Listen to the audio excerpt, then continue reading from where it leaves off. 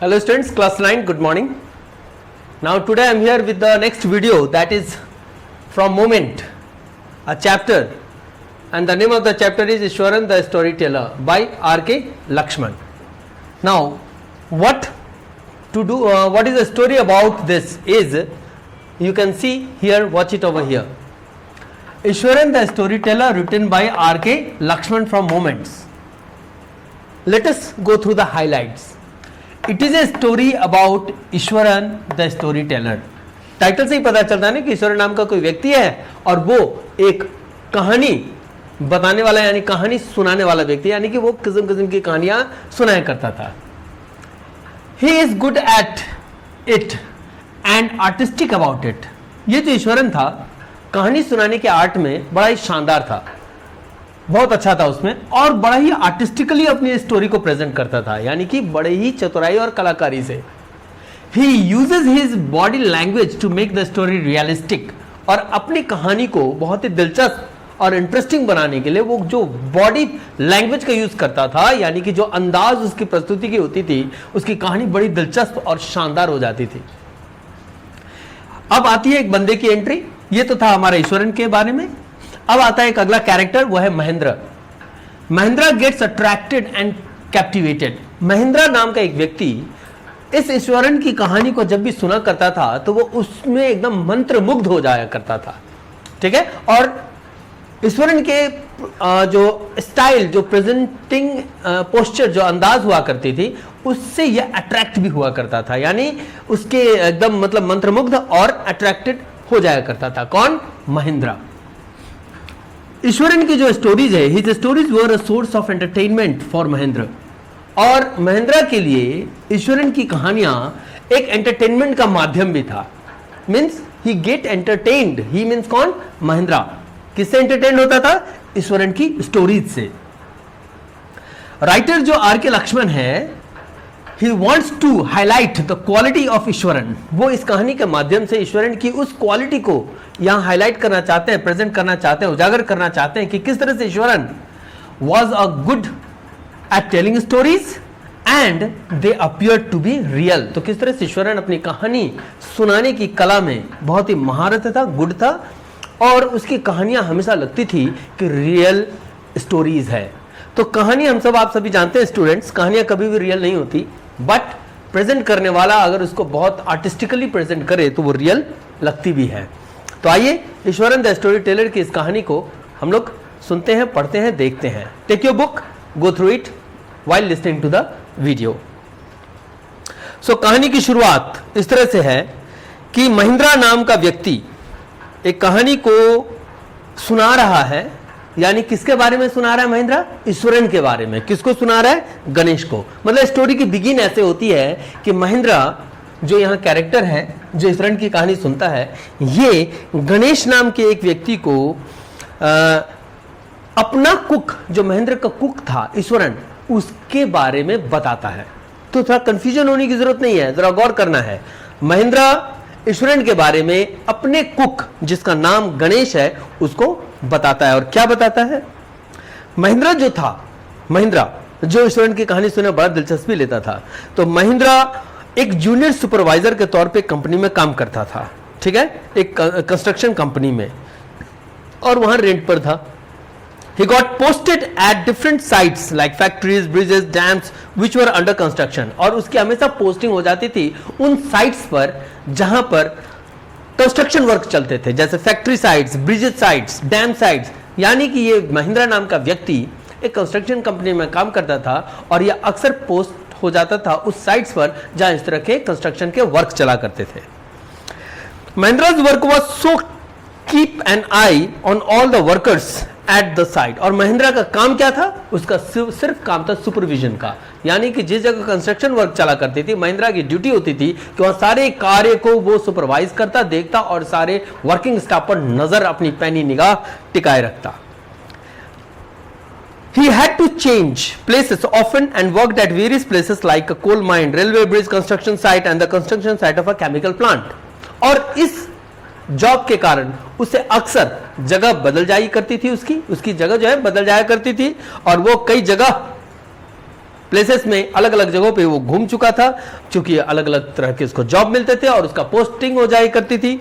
तो वो coal mine, railway bridges, construction sites और केमिकल प्लांट्स के साइट्स तक इसने अपने सुपरविजन में काम वहां करवाया था। तो इस तरह से इसका अलग अलग लोकेशंस पे ट्रांसफर हो जाया करता था for different sites.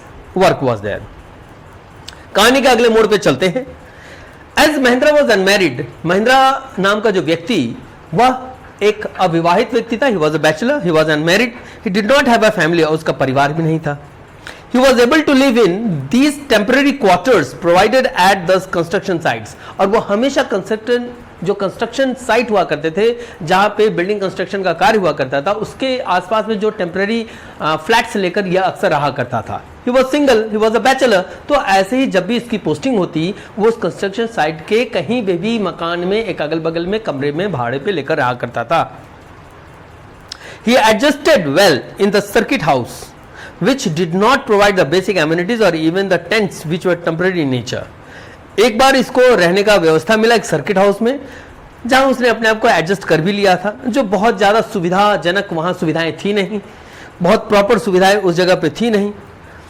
Mahindra had an advantage, he was accompanied by his cook Eswaran. बस सिर्फ एक फायदा वहां थी उस सर्किट हाउस में महिंद्रा का रहने का, कि उसको एक काम करने वाला स्टाफ मिल चुका था उसके लिए। वो कौन था? वो एक कुक था जिसका नाम है ईश्वरन। तो अब एंट्री होती है ईश्वरन की। तो स्टूडेंट्स, किस तरह से कहानी की शुरुआत हुई? महिंद्रा की लाइफ स्टोरी से, कि वो अपना जीवन कैसे जीता था, और महिंद्रा के जिंदगी में एक व्यक्ति की एंट्री हुई जिसका नाम ईश्वरन है, और ईश्वरन महिंद्रा का कुक था। अब आगे बढ़ते हैं कहानी को लेकर। Ishwaran was very close to Mahindra and accompanied him everywhere, और ईश्वरन इतना अच्छा व्यक्ति था कि महिंद्रा के काफी क्लोज हो गया था। वो कुक था, ईश्वरन एक कुक था, बावर्ची था, बावजूद इसके महिंद्रा के काफी क्लोज हो गया था, और महिंद्रा जहां कहीं भी पोस्ट होता जाता ईश्वरन हमेशा उसके साथ रहता। He did not complain about the tough condition in which he had to live, और वो कभी भी, ईश्वरन कभी भी इस तरह की कोई शिकवा, शिकायत, परेशानी कभी नहीं दर्शाता कि वो भी महिंद्रा के साथ साथ एक अलग अलग और बड़ी कठिन परिस्थितियों में जी रहा था। कभी इसकी शिकायत उसने नहीं की। He did not complain about it. He cooked food for him, washed his clothes and gave him company by talking to him at night.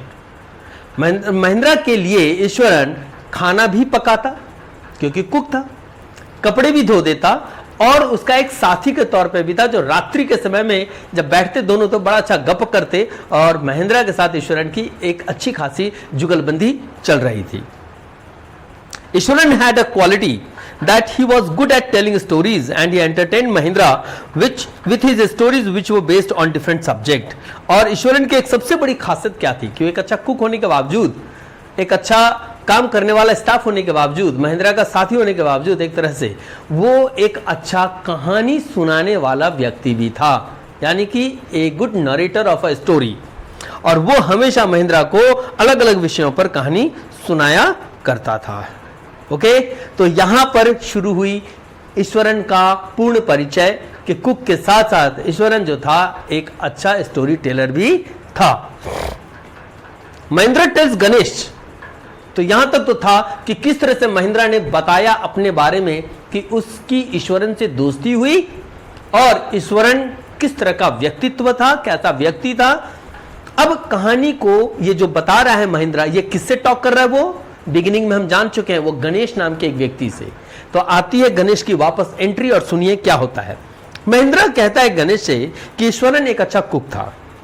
Whenever they shifted to new location, he would gather all the vegetables and other ingredients required by him to cook in no time.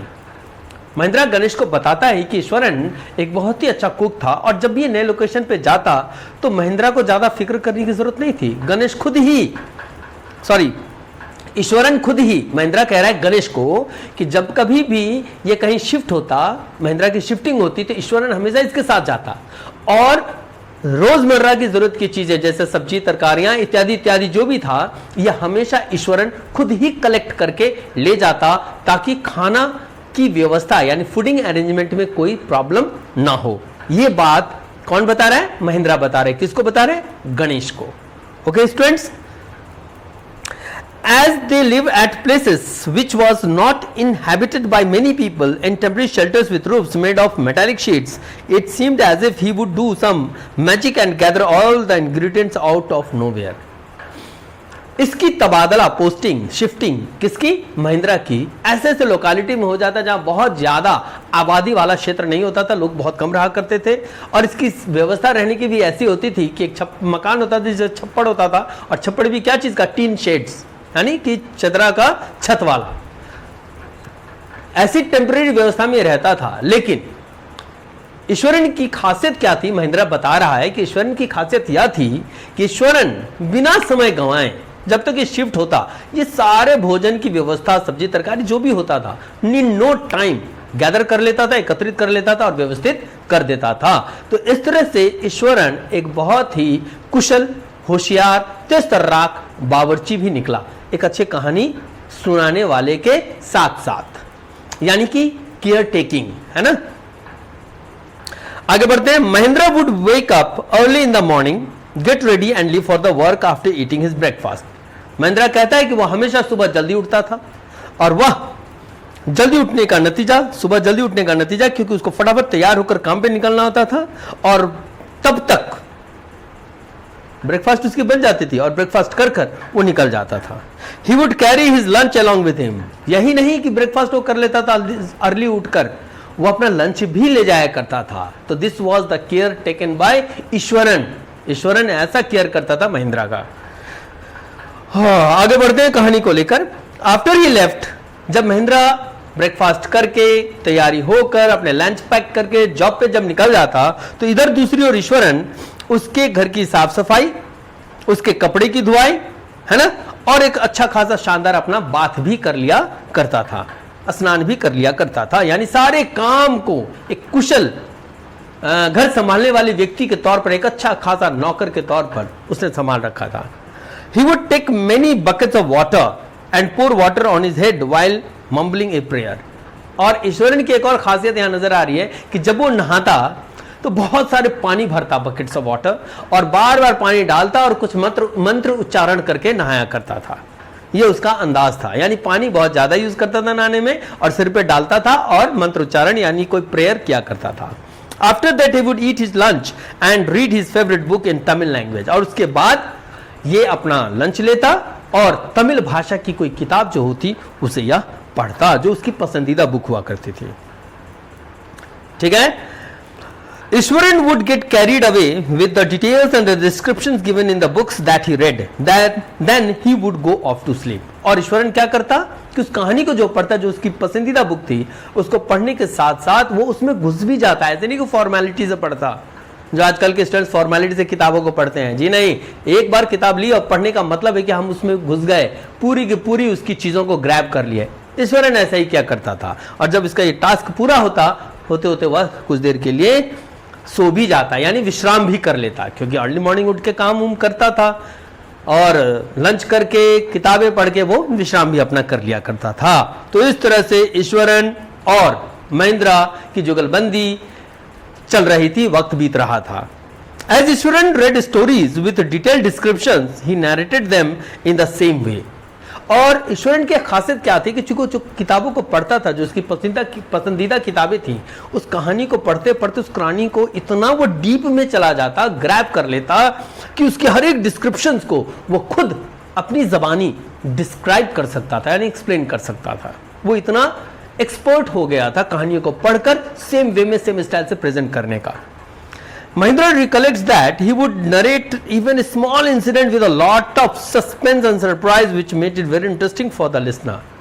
इधर महिंद्रा कहता है, ये महिंद्रा की गपशप हो रही है, किससे हो रही है? Don't forget the second character, that is Ganesh से। और किसके बारे में हो रही है? ईश्वरन के बारे में। तो महिंद्रा कहता है कि ईश्वरन इतना शानदार एक्सपर्ट माइंडेड स्टोरी टेलर था कि जब कभी भी छोटी से छोटी घटना को जब ये एक्सप्लेन करता या बताता, तो इतनी बारीकी से और डिटेल्ड और शानदार वे से प्रेजेंट करता कि लगता कि वाकई में एक जबरदस्त क्या बोलते हैं, सस्पेंस क्रिएट कर रहा है ये। और सुनने वालों को बिल्कुल एकदम आकर्षित कर लेता। होता है ना कि कुछ चीज़ों को जब हम सुनते हैं तो कोई आदमी उसको ऐसा प्रस्तुत करता है कि दिल करता है उसकी एकदम इंटरेस्टिंग वे से सुने। होप मैं जिस तरह से आपको कहानी सुनाता हूँ, मे बी आप सभी मेरी बातों को बड़ा गौर से सुनते होंगे। कुछ हद तक मैं भी ठीक ठाक प्रेजेंट कर ही देता हूँ। Am I right, boys and girls? तो उसी तरह से ईश्वरन भी कहानी को इस तरह से प्रेजेंट करता कि सुनने वाला मंत्रमुग्ध होकर उसको ग्रैब करता और उसकी बातों को लेता बहुत इंटरेस्टिंग वे से। Then he gives an example that instead of saying that he was walking down the highway and he came across a tree which has broken and had fallen on the road, Ishwaran would use his facial expressions and bodily gestures to narrate it. यानी कहने का मतलब example यहाँ पे है कि वो एक एग्जाम्पल बताता है कि किस तरह से एक बार हाईवे वो पार कर रहा था और एक सड़क पे बीच रोड पर एक पेड़ गिर के टूट के क्रैक होकर गिरा हुआ था हाईवे पर। तो ईश्वरन अगर इस बात को भी बताता, एक सिंपल सेंटेंस है कि मैं सड़क पे जा रहा हूँ और सामने मेन रोड पर एक बड़ा सा वृक्ष गिरा हुआ है, लेकिन नहीं, ईश्वरन अगर इस बात को भी प्रेजेंट करता तो इस तरह का बॉडी लैंग्वेज का यूज करता, इस तरह के अंदाज से इस बात को बताता कि अपने जेस्चर और अपने बॉडी लैंग्वेज से उसको बहुत ही खूबसूरती से नरेट कर देता। इस कहानी को भी नरेट का मतलब व्याख्या, एक्सप्लेन कर देता। He would say that the road was empty and he was all alone। तो इस कहानी को पता है वो कैसे सुनाता? देखो अभी इस सिंपल भाषा को समझते हैं कि सड़क से जा रहा था, मेन रोड पर एक बड़ा सा वृक्ष गिरा हुआ था, लेकिन ईश्वरन इस तरह से नहीं बोलता था। वो किस तरह से प्रेजेंट करता था जरा सुनिएगा। वो कहता कि he would say that कि सड़क एकदम सुनसान था, ठीक है, road was empty and he was all alone, और ये अकेला उसमें जा रहा था। यह है ईश्वरन का स्टाइल प्रेजेंट करने का, जो कहानी के अनुसार मैं आपको प्रेजेंट करके बता रहा हूं। This would create suspense in the listener mind. और जैसे ही ईश्वरन इस बात को ऐसे शुरू करता कि सड़क एकदम सुनसान था, मैं अकेला जा रहा था, तो सुनने वाले में ऑटोमेटिकली इंटरेस्ट आ जाएगी कि आगे क्या होने वाला है। ईश्वरन अपनी चीजों को यूं ही प्रेजेंट करता और इस तरह से ईश्वरन ने कहानी को एक बार बताया। और तब उसके बाद वो कहता, all of a sudden he saw a huge beast was lying across the road. तभी कहता, ईश्वरन का स्टाइल था कि वो जब सड़क से जा रहा था, सड़क पूरा सुनसान था, वो अकेला जा रहा था, तभी अचानक एक बड़ा सा बीस्ट रोड पे पड़ा हुआ था। मतलब कि वो कहानी को ऐसा प्रस्तुत कर देता कि लिसनर अपना मुंह और आंख यूं खोले खोले सुनता रहता ईश्वरन की बातों को। और as he walked ahead, his mind was telling him to turn and go back। फिर वो ईश्वरन कहता है कि बिस्ट गिरने की बात भी उसने कह दी। उसके बाद कहा कि जैसे वो आगे बढ़ा तो उसके दिमाग ने कहा कि वो वापस लौट जाए, मतलब उसको एक ख्याल आया कि आगे ना बढ़े, वो वापस लौट जाए। As he reached closer, he saw that it was a tree that had fallen and lying on the road। लेकिन फिर भी वो आगे बढ़ा और जैसे आगे पहुंचा तो उसने क्या देखा कि उस सड़क पे जो बड़ा सा बीस्ट था वो कुछ और नहीं था, एक बड़ा सा विशालकाय वृक्ष था जो वहां पड़ा हुआ था। तो आप सोचिए स्टूडेंट्स कि ईश्वरन सड़क पे एक बड़ा सा वृक्ष गिर गया, इस बात को किस तरह से प्रेजेंट किया अपने स्टाइल से, है ना, वो जो वे ऑफ एक्सप्रेशन होता है। The branches of the trees had spread out and seemed as if huge beasts। Eswaran इस बात को कैसे बताता है कि जो ब्रांचेस थे ट्रीज के वो इस तरह से फैला हुआ था कि जैसे कोई बहुत बड़ा सा बीस्ट मीन्स जानवर, है ना, कोई खुंखार पशु पड़ा हुआ है और वो अपने हाथ पैर फैलाए हुए हैं। ये ईश्वरन का तरीका था किसी बात को बताने का। ओके, ईश्वरन इस तरह से अपने उस घटना को एक्सप्लेन कर रहा है। फिर आगे महिंद्रा बताता है। महिंद्रा क्या बताता है? ईश्वरन की इस एक घटना को, कहानी को बताने के क्रम में महिंद्रा बीच में बोल पड़ता और कहता है कि ईश्वरन का जो टैलेंट था वो ऐसा था कि कहानी को, छोटी से छोटी कहानी को ये बड़ा इंटरेस्टिंग और अट्रैक्टिव बना देता था, छोटी से छोटी बातों को। Although he knew that some of the stories were not true, but the way in which Ishwaran narrated them was so interesting that Mahindra would not say anything and listen to him quietly। Mahindra इस चीज को ही मानता है कि ईश्वरन बहुत सी कहानियां ऐसे सुनाता था जो बहुत ट्रू नहीं थे, सच्चे नहीं थे, लेकिन जिस तरह से वो कहानी को बताता, जो दिलचस्पी वो पैदा कर देता अपने एक्सप्रेशन से, अपने क्या होता है बॉडी लैंग्वेज से, कि महिंद्रा जानता था कि इसमें सच्चाई नहीं थी, बावजूद उसके उसकी कहानी को बड़ा दिलचस्पी से सुना करता था। तो स्टूडेंट्स, इस तरह से इस सेक्शन को हमने जान लिया है कि किस तरह से महिंद्रा ने ईश्वरन के बारे में बताया, जिसमें एक सिंपल स्टेटमेंट को भी उसने एक्सप्लेन किया, जिसको बड़े ही मतलब एक शानदार ढंग से प्रेजेंट करते हुए कि ईश्वरन एक शानदार वाकई में स्टोरी टेलर था, जो सिंपल घटना को भी बड़े खूबसूरती से प्रस्तुत करता था कि सुनने वाला उसमें इंटरेस्ट ले। तो विद द नेक्स्ट इसके साथ ही हम पॉज करते हैं और नेक्स्ट वीडियो इसके तुरंत बाद जाएगा। इस चैप्टर के अगले सेक्शन को in the next video we will do. Okay children, thank you.